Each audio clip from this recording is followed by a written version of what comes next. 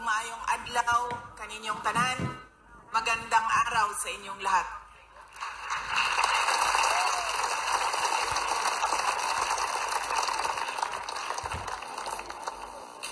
Unahin ko po muna ang aking mga pagpapasalamat. Una po ang aking pagpapasalamat sa Kingdom of Jesus Christ sa inyong paanyaya sa akin na dumalo sa inyong 39th anniversary. Maraming salamat po sa inyong imbitasyon.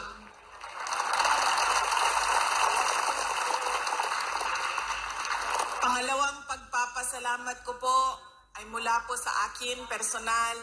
Ang pagpapasalamat ko sa tulong ninyo, sa kampanya ninyo, sa suporta ninyo at sa boto ninyo para sa akin nung nakaraang halalan ng taong 2022. Ang susunod na pagpasalamat ay mula sa akin pa din, personal din sa akin, ang pagpapasalamat sa inyong lahat sa suporta ninyo sa aking trabaho noon sa Department of Education at patuloy na suporta ninyo sa aking opisina, ang Office of the Vice President.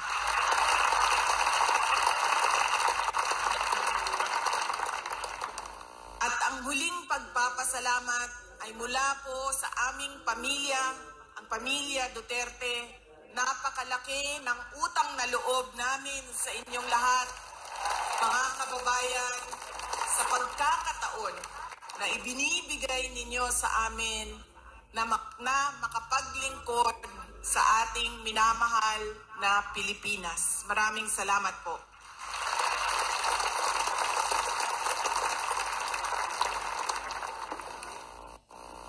Nasabi ko na po,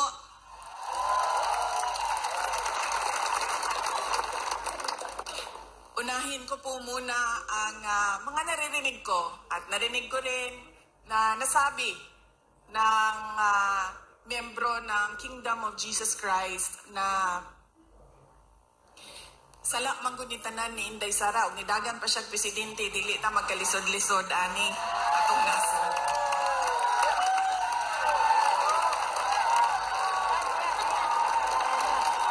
In another forum, I will thoroughly explain myself kung bakit ganon ang nangyari at ganon ang desisyon ko.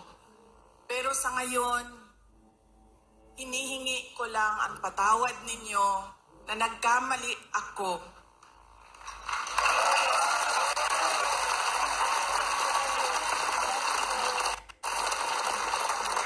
Nagkamali ako sa paghingi ng tulong at suporta nyo para kay Pangulong Bongbong Marcos.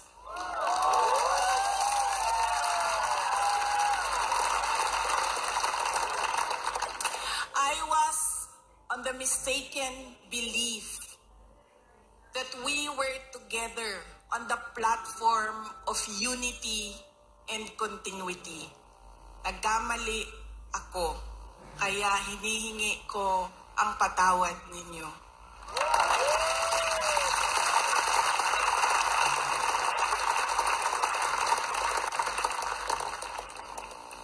You know, this has been going on for 9 days. Ang assault sa inyong Kingdom Nation. At I could not come earlier dahil meron ding atake sa opisina ng pangalawang Pangulo. At hindi ko maiwanan ang aking mga kasamahan doon sa Office of the Vice President. But always remember na wala man ako lagi sa mga masasayang araw ninyo, pero nandito ako lagi sa inyong kalungkutan. I will always be with you in your darkness. Bago ako pumunta dito, doon sa Manila, sinabihan ako, huwag kang lumapit sa KOJC dahil talo ka dyan. Kalaban mo administrasyon, kalaban mo dayuhan na superpower. Sabi ko sa taong nagsabi sa akin noon, walang contest. Hindi ako matatalo. Walang kompetisyon. Bakit ako matatalo? They may be a minority.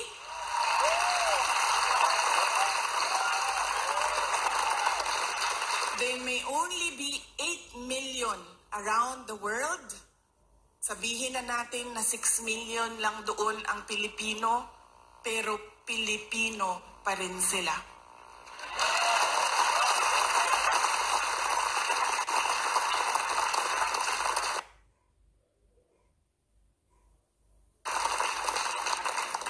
Noong ako ay naging Vice President, isa sa lagi na problema natin, di lang dito sa Davao City, but sa iba't ibang lugar ng Pilipinas, ay ang disaster response.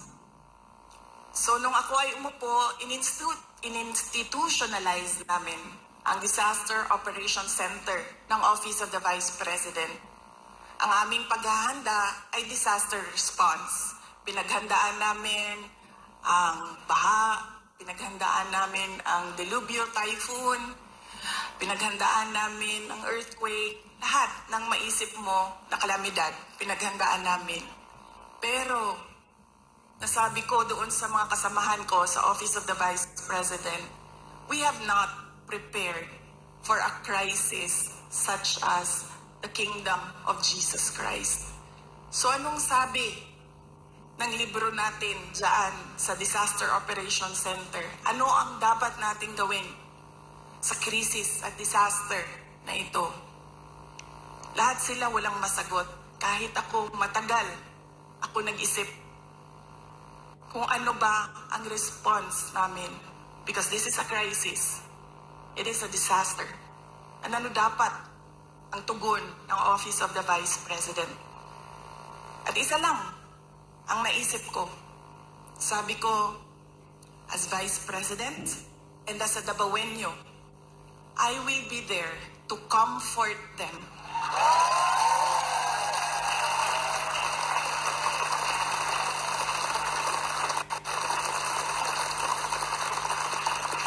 I have a moral obligation to assist them if they feel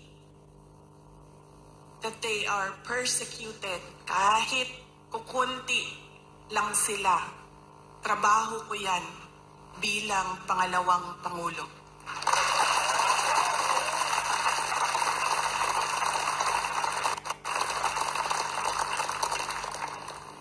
Doon din sa amin, sa Office of the Vice President, sabi nung isang kasamahan namin,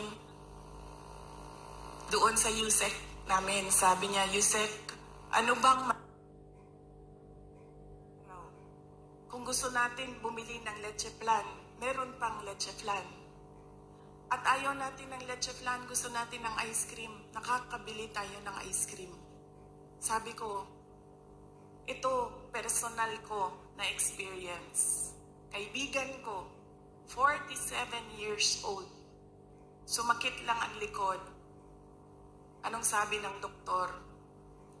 It's cancer of the bones, cancer of the lungs, cancer of the pancreas, cancer of the brain, all together in one person. Tanong sabi ng doktor, 6 months na lang. Yun ang kawawa. Sabi ko, ang dami sa ating mga kababayan na nakakaramdam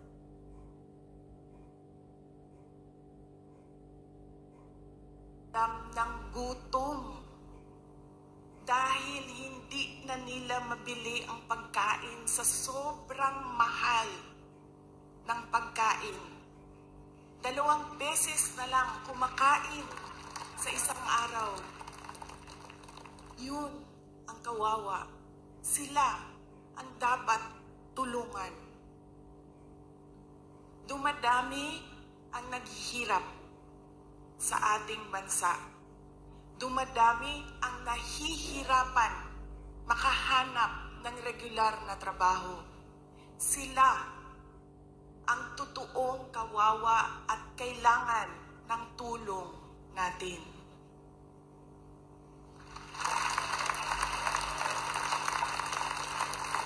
Ilang beses sa pag-atake sa akin, paulit-ulit ko sinabi, magtrabaho muna tayo. Because we owe it to our countrymen, because we made promises on stage, in front of everybody, na we will do something for our country. Paulit-ulit yan noong isang taon. Hanggang ngayon, sinasabi ko, magtrabaho muna tayo. Mas maraming nangangailangan ng tulong kaysa mas interesado sa politika.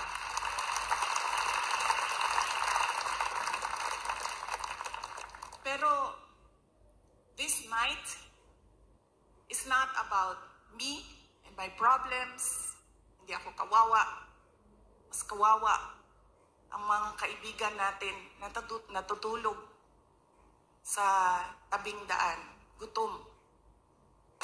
Pero this night, tandaan ninyo, hindi kayo kawawa.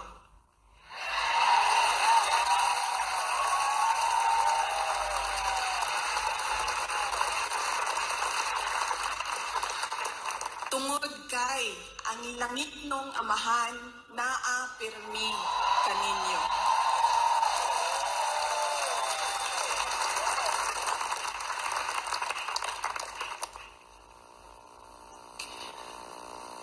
Noong isang araw, kausap ko yung SMNI President.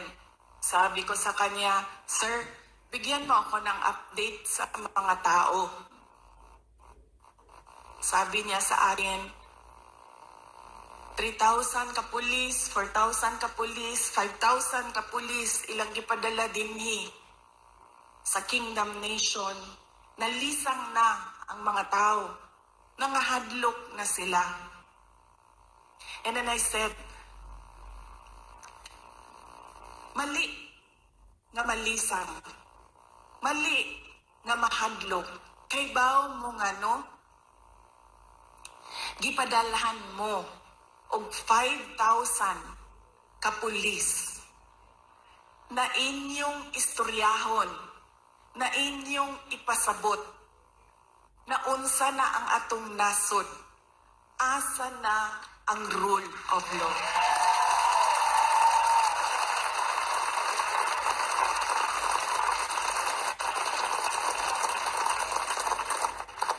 Ipadala sila dinhi para hadlokon mo. Gipadala mo sa Ginoo para pasabton sila.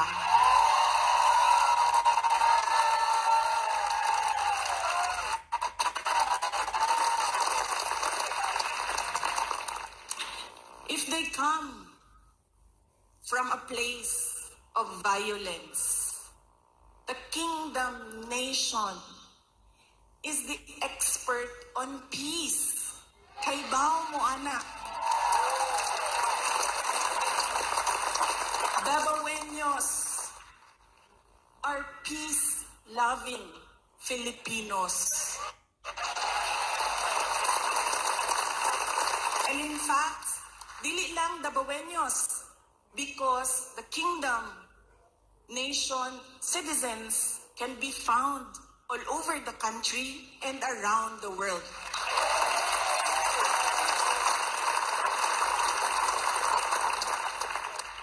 Kung ang gidala nila, if they bring you violence, give them peace. Show them peace.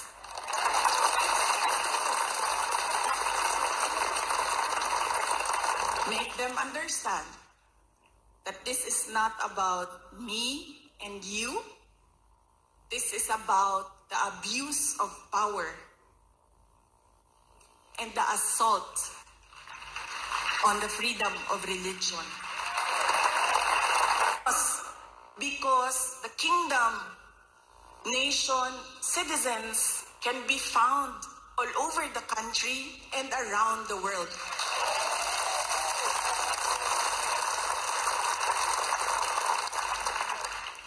Kung ang gidalani nila, if they bring you violence, give them peace. Show them peace.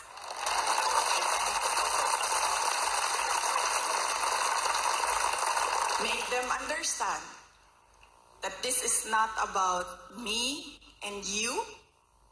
This is about the abuse of power and the assault on the freedom of religion.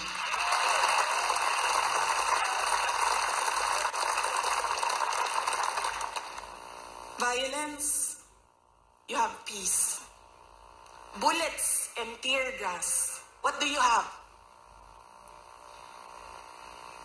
You have the words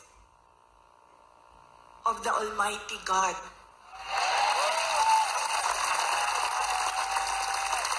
You have the Bible. Padalhan mo nila og bala, tirahon mo og tear gas. Preach to them the words of God.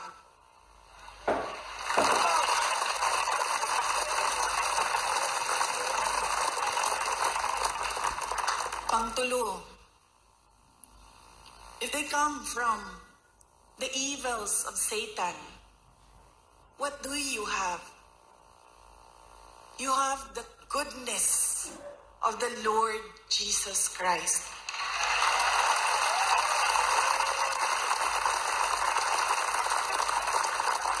And always remember, kahit saan ka man pumunta, lahat nagsasabi, good triumphs over evil.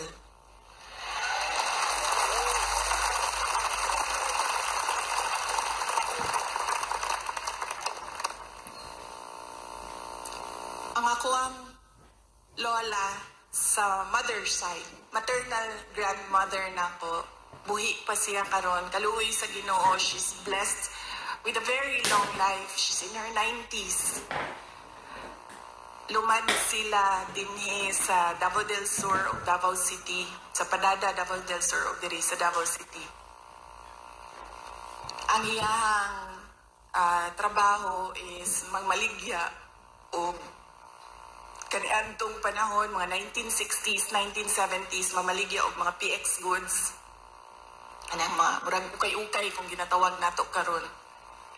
Onya, mamaligya og mga lain-laing klaseng dry goods.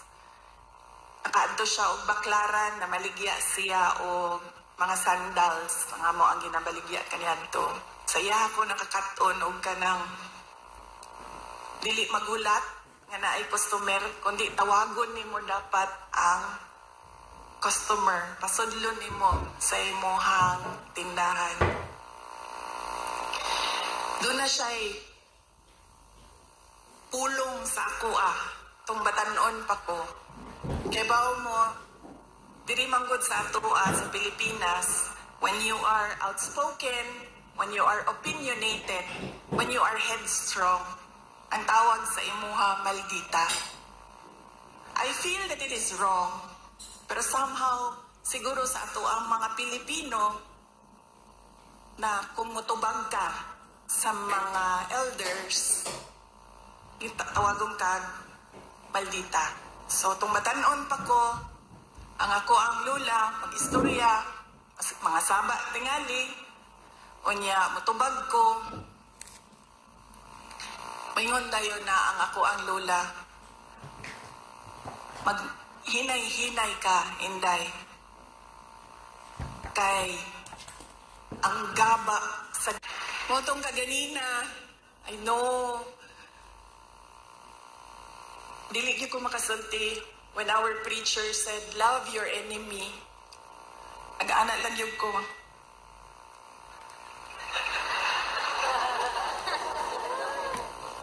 Wala pa ko sa punto sa mga miyembro. I am not in that level of spiritual enlightenment. I can love my enemies. Wala pa ko sa inyong level. O to kaganina nag-anak ko. Para di ko makasala. para sa ako dili man ako sila mamahal. I cannot bring myself to love them. Pero ang akong verse, pulong para kanila mao ang dapat sa Ginoo di yun magsaba.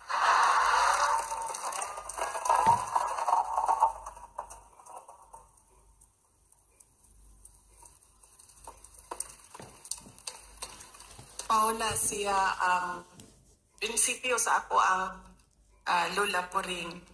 And God will take care of you all the more because kamo, you can love your enemies. You can forgive. So you will gain victory.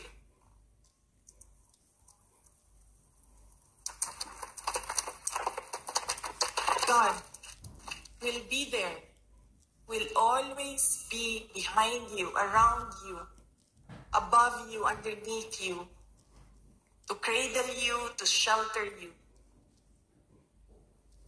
Because you know His power over all of us. Butang dito, 39th anniversary. Nakauna-una ko nga sa pagtuo sa mga inchik, malas magud ang 9. Muto na kaanak ko, siguro sundon na to. Wala may mawala sa to Kung sundon na to ang tinuuan sa mga inchik, nga dili gyud ka mag-celebrate og 9. So this is our 40th anniversary.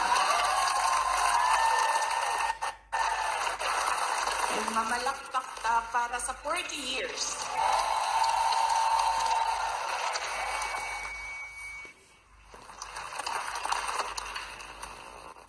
You have come a long way from 1 to almost or approximately 8 million around the world.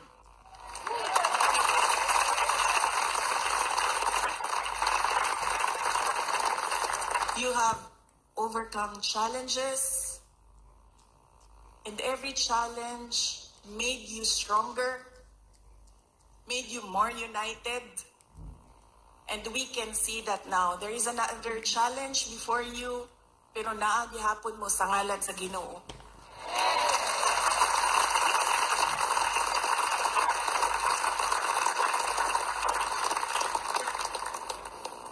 Ug sa tanaw nako, sa kadaghan, sa kalisod, ug sa kadaghan sa pandaot, ug sa kadaghan sa dili pagtuo sa inyo ug sa kadaghan sa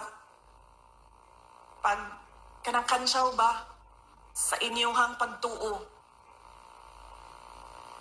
I think you will reach 100 years or more.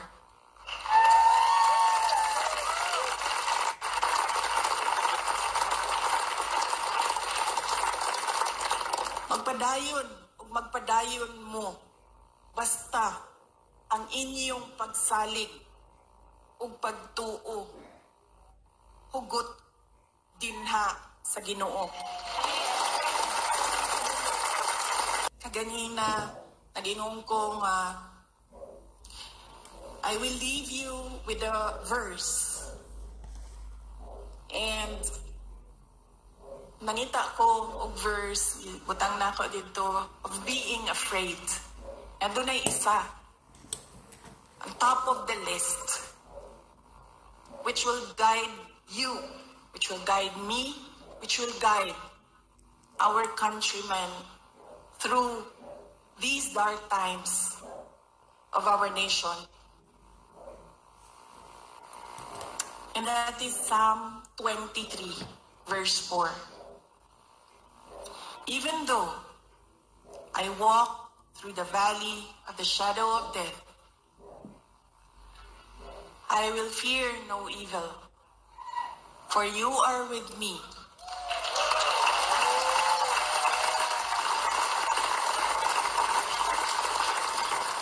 Your rod and your staff, Ope, comfort me.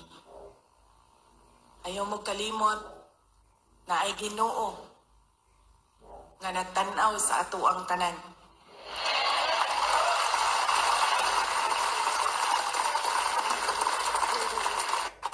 Og ang iyahang gaba, dili magsaba.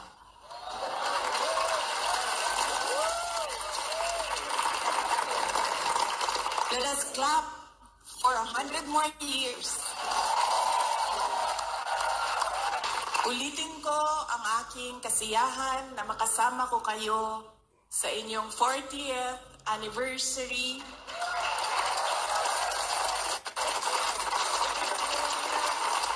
We will not break. Happy 40th anniversary, Kingdom of Jesus Christ. God save the Philippines. Shukran.